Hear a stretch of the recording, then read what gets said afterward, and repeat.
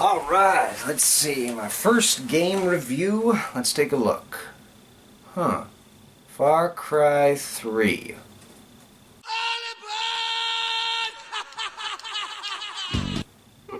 Seems fine. Alright, let's play.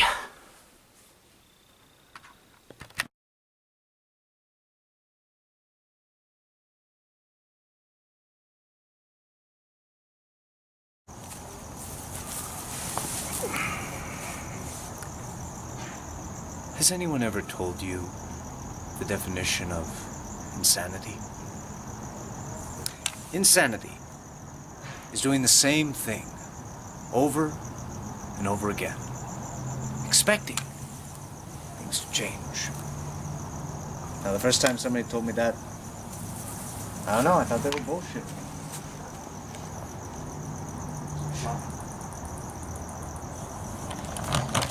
Thing is, he was right. And then I start to look around. All I see all around are all these people doing the exact same thing over and over and over and over and over again, expecting things to change. No, no, no, no, please. This time, it'll be different. Which reminds me, have I ever told you the definition of insanity? Pull the fucking trigger. What are you laughing at, man? Let's go, man. Shoot me. No, come on, shoot me, motherfucker. Let's go. Shoot me, motherfucker. Come on. Oh, fuck. I've never seen a bigger bunch of pussies in my life. Hey, listen, mama. The bitch is worth a lot of money, but you're your fucking asshole friend. You're not even worth the bullet. Come on, man. What are you...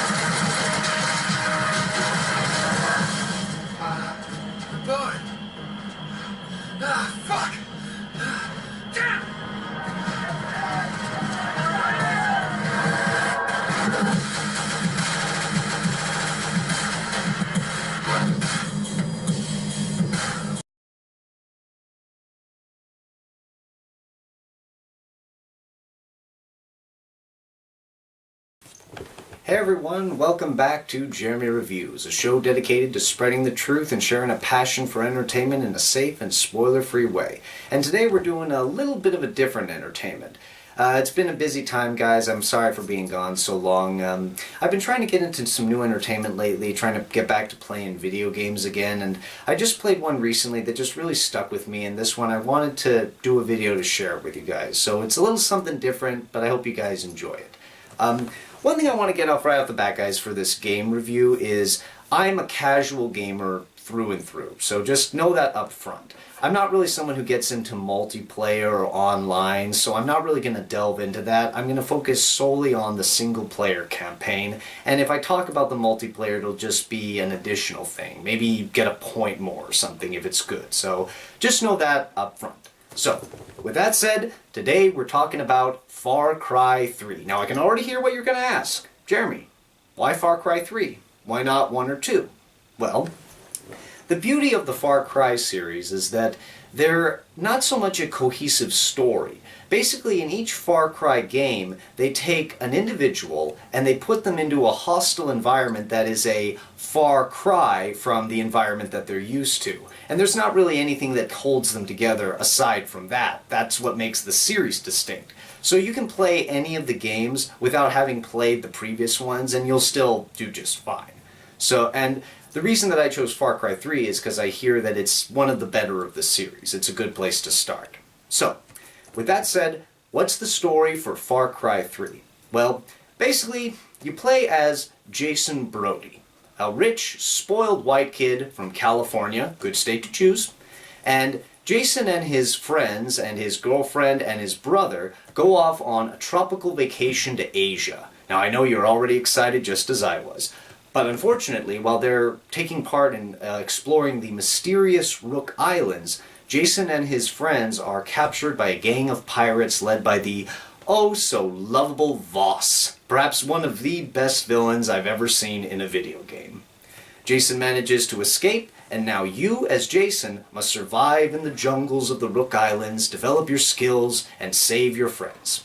Now, for me, guys, the story in a video game is important. It provides context, it provides motivation. I mean, a video game is a playable movie, so it's important for the story to work well. And for this one, it has good and bad elements. The good elements for this game are undeniably the villains. The villains have the best characters in the game. You've got, of course, Voss, the standout, but you've got some other great ones too. You've got Mr. Buck, who likes to fornicate. You've got Voss, of course, and you have Voss's associate, Hoyt Volker, who has a delightfully diabolical South African accent. It made me think of Black Panther while I was watching it. These villains are just fun to love to hate. They motivate you, they keep you going, you want to kick their butts, you want to take them down a peg. So they're the best part, in my opinion.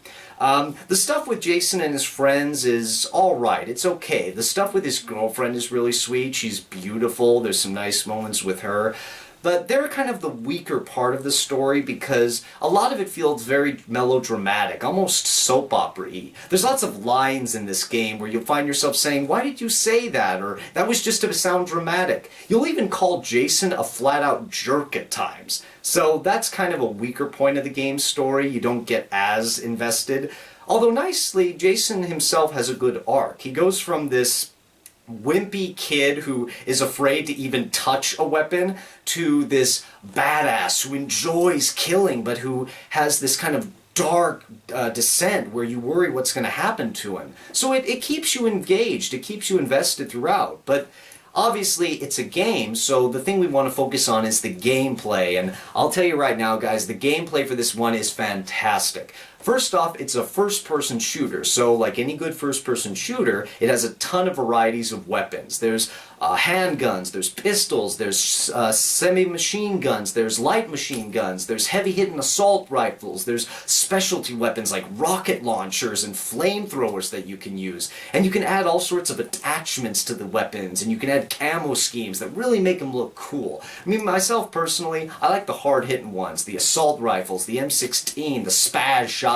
They're the best ones in my opinion. And they give you a lot of varieties of fun. And it's also an open world game, and like any good open world game, it's filled to the brim with activities, things for you to do. God, I could be here all day just listing them. Right off the bat, there's hunting and gathering in this game. You're on a tropical island and you have to hunt in order to get things like better weapon holsters or wallets to carry more weapons and ammo and money. What's cool about this is that the AI in this game is really good. The animals that you hunt are smart, and there's predator animals that act like predator animals. You can watch them hunt, and if you're not careful, you can become hunted yourself. They're really smart. The tigers, the panthers, the annoying as hell leopards that take way too many bullets. They seriously should have looked at that, but aside from that, it's really, really fun. It keeps you going. There's gathering all these plants that you can get, green leaves, red leaves, to concoct all sorts of health potions and drugs. Just, remind me, just say no to drugs, kids. Just say no. But for you adults, you'll love the fun with the drugs. They can create all these potions that allow you to see through walls and see enemies. You'll go through this game wondering, what drugs are these and where can I get them? It's a ton of fun, even if it is a little sick. But on a less sick note, there's other things that you can do in the game. There's these dilapidated radio towers in the jungle that you can climb for a climbing challenge that reveal sections of the map and give you free weapons. There's supply drop missions. There's carnage missions where you have a certain amount of time to kill a certain amount of enemies with a certain weapon, and if you get the high scores, your name is actually displayed in the game on a little monument right by the challenge. Those are a ton of fun. There's lots of little mini-games, little knife-throwing challenges, there's shotgun challenges, there's wanted posters, hunting posters, there's God, I'm not even halfway done. There's an entire Texas Hold'em poker game that you can do at various bars on the island where you can buy it for upwards of $500. It's a ton of fun. There's, God, what am I missing? There's lots of things, guys. There's also a ton of vehicles in the world that you can drive. There's, ATVs, Jeeps that you can drive, and if you crash these things, they feel like you really crashed these things. There's gliders that you can sail across the island on. There's also fast travel, if you choose to fast travel, like me, and you can get more fast travel locations by liberating the enemy strongholds that are on the island. They're called outposts. And what's fun about these outposts is that they create even more opportunities for various gameplay. You can do the classic Rambo style, running and gunning, killing everyone, or you can sneak in, snake style, and knife all of them to death. You can lure predator animals into the outpost and just watch the animal kill all the bad guys for you. Or, for my personal favorite, you can pick up your sniper rifle, find a spot just outside the base, and just pick them off one at a time. It's a ton of fun. It takes about 15 minutes for each outpost, at least for my style, but it's so satisfying when you kill that final guy who's just running around saying, "Where's the sniper? Where are you, you mother trucker? Where are you?" It's so much fun. But God help you if you're trying to snipe them and a predator animal walks up, you are going to be screwed because the guys in the base immediately spot you, and by the time you kill the animal, they've hit the alarm and you have an entire army of reinforcements to fight, and you wasted like 15 minutes on the stupid outpost. There was just one guy left, and it just makes you want to take your controller and break it. But you don't want to do that. You don't want to do that. You don't want to lose that. My point is, it's a ton of fun, and there's lots of stuff to do, guys. You'll enjoy it. And on top of everything else, there's also a variety in the story missions. You have, missions where you run into a base and you destroy the pirates. There's one mission where you burn a field of marijuana and you actually get high while doing it. There's escort and defense missions. There's a final battle that's so amazing, guys. It's a ton of fun. There's a nice escalation of difficulty. It's not a game where there's like a sudden difficulty spike. It's gradual. You have fun throughout, even as it gets harder and harder and harder. What else can I say, guys? There's a great atmosphere to the game, there's dynamic weather effects, there's a day and night cycle, the feeling of the jungle, you feel like you're there. There's areas of the map where you can be in the open ocean, and that's a trigger for me. I was scared to death in the open ocean, and I had to remind myself that it's just a game, it's not real. That's how well it pulled me in. There's a great soundtrack too, guys. The soundtrack is best, especially the battles and especially the final battle, guys. It is epic. I can tell you right now, it was the funnest day in the developers' lives when they put that soundtrack to that final battle. That was incredible. You will absolutely love it, and I refuse to spoil it. What else can I say, guys? It's a ton of fun from beginning to end. So I'm sure you're going to ask, what are the issues? Because any game has some problems. Well, for this game, aside from the story weaknesses I described, the biggest issue for me was that while it is a very user-friendly game, for someone who's a newcomer like me, I think there could have been more helpful hints, at least in the beginning. I mean, the frickin' instruction manual, guys, in the game, it only lays out the controls and nothing else. And don't get me wrong, that's appreciated, but just some helpful tips like crafting certain weapons requires this hide, or make sure to have health syringes before you go into battle. Or even something as simple as just, go to the radio towers, or how to use the camera. A quick tip, guys, if in this game you're going to have a camera, whenever you go into battle, use it to tag the enemies so that you can keep track of them. That's something to keep in mind, and I wish they had done more to make that clear. Aside from that, though, it was really a good game. The only other issue was just the stability. 95% of the time, my game was fine, except for some odd spawning here and there. Like, for example, I fell off of a cliff at one point, and it respawned me mid-fall, and just kept doing it. I had to fast travel to get out of it. And the only other problem was the loading screens in this game can be really long, and one time I had a never-ending loading screen, and I wouldn't complain about it as much if it wasn't after the final battle of the game. My health was down to nothing. My heart was pounding. It was exciting. I had never experienced so much fun. And then it cuts to the loading screen. I read on the internet about how other people have had this never-ending loading screen, and the only way to stop it is to turn the game off and restart it. And it restarted me at the beginning of the final battle. I had to play through the whole thing again, except now my fun was ruined because I just kept thinking, dear God, please don't glitch. I don't want to have to do this all again. I just wanted to scream at the developers. I wanted to scream, screw you, Ubisoft, screw you! You ruined my fun! It's okay, I'm gonna chill. It's water under the bridge. My point is, guys, there's some problems with the game. But overall, it was a fun experience. And on top of everything else, there's also multiplayer in the game. Now, I don't really play it. I've heard it's serviceable, but it's there. I've heard that there's a cooperative campaign where you can play with 4 of your friends. There's a map editor where you can create your own maps for people to play on. It's a ton of fun. There's all of this content, all of this variety. And on the single-player campaign by itself, on my first playthrough, I got about 45 hours doing pretty much everything and really taking my time. On the second playthrough, I did about 25 hours, but I left a lot of activities, so I would estimate around 30 hours for this game. 30 hours of content, which is a great deal considering it's about $10 at the store. So, guys, with all of this said, I'm going to get you to the final score.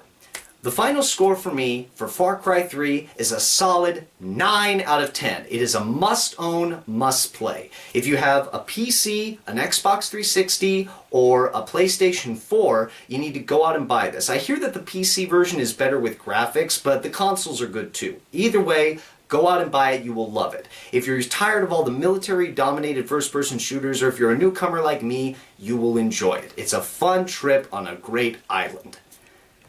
Oh, sorry guys, it was exciting. Thank you guys so much for this, guys. I hope you enjoyed this new one. Next time I'll get back to my more traditional film reviews. For now, guys, if you enjoyed what you saw here today and you want to see more, please let me know in the comments below. Give us a like and a subscribe. Or if you want to see my written reviews for films, you can also check me out on Facebook at the link below. So guys, with all that said, I hope you guys enjoyed this. I can't wait to see you next time. And until then, I wish you guys all the very best and happy playing. Oh, and before I go, has anyone ever told you the definition of insanity?